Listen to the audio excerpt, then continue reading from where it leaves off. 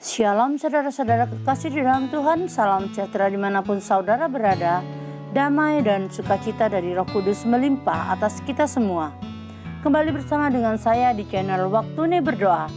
Agar channel ini bisa berkembang, kami mohon untuk subscribe, like, dan share. Tanpa saudara-saudara seiman, channel ini tak berarti apa-apa. Terima kasih. Sebelum kita berdoa, marilah kita mendengarkan renungan firman Tuhan dengan tema Tuhan kita hidup dan menyertai kita senantiasa.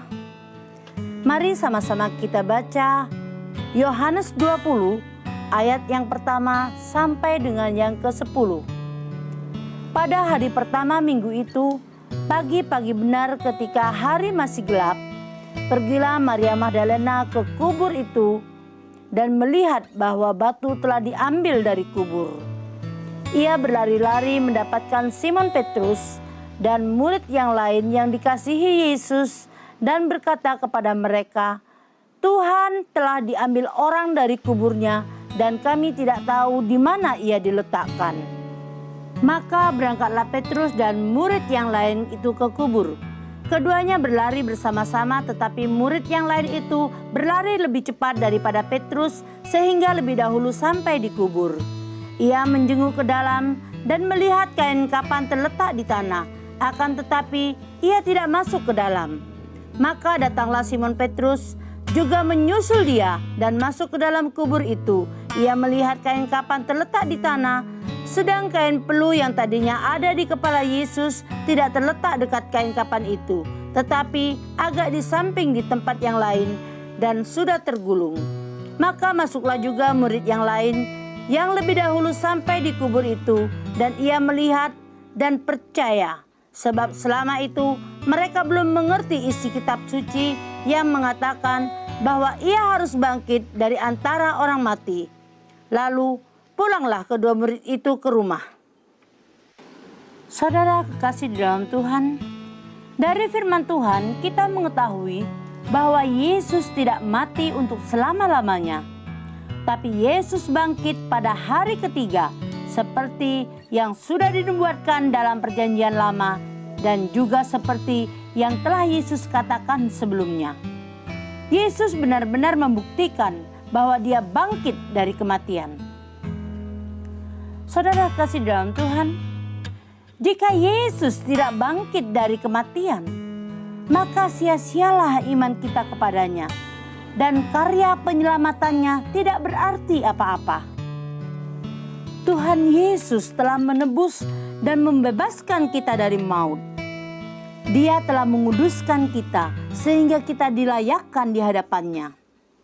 Tuhan mengembalikan dan memulihkan hubungan kita dengan Allah yang telah rusak karena dosa.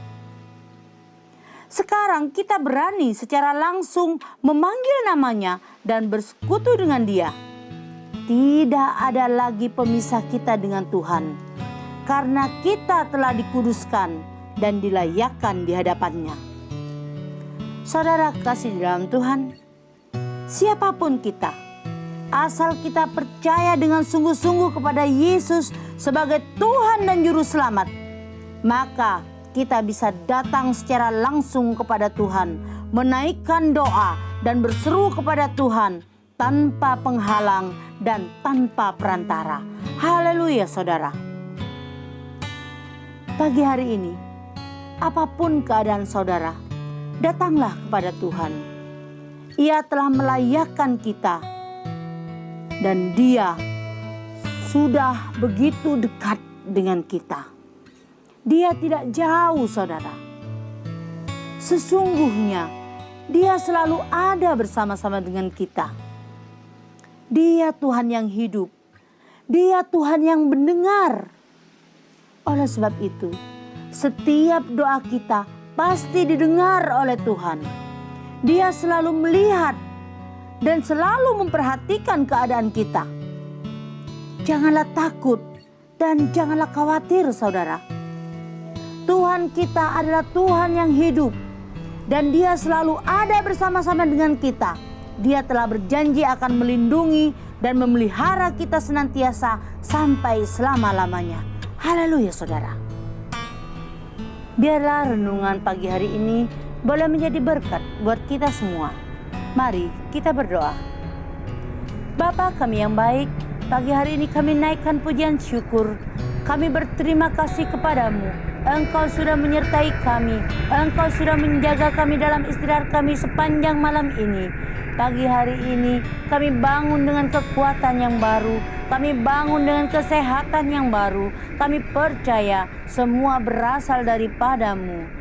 Pagi hari ini Engkau kembali ingatkan kami akan firman-Mu. Engkau kekuatan kami ya Tuhan. Engkau selalu ada buat kami. Engkau selalu menyertai kami. Tuhan, tanpa karya keselamatan yang telah Engkau selesaikan dengan tuntas, kami bukan apa-apa. Kami tak layak untuk memanggil nama-Mu. Tapi ya Tuhan, kami bersyukur Engkau baik buat kami. Engkau menebus dosa kami. Dan Engkau memperbaiki hubungan kami dengan Bapa yang sempat terhalang oleh dosa. Tuhan, ajar kami selalu mengucap syukur dalam setiap perkara. Dan ajar kami untuk melakukan firman-Mu. Kami yakin Engkau akan memberi kekuatan dan memampukan kami untuk menyelesaikan setiap persoalan. Terima kasih Bapa. Kami serahkan semuanya di dalam nama Tuhan Yesus Kristus. Haleluya. Amin.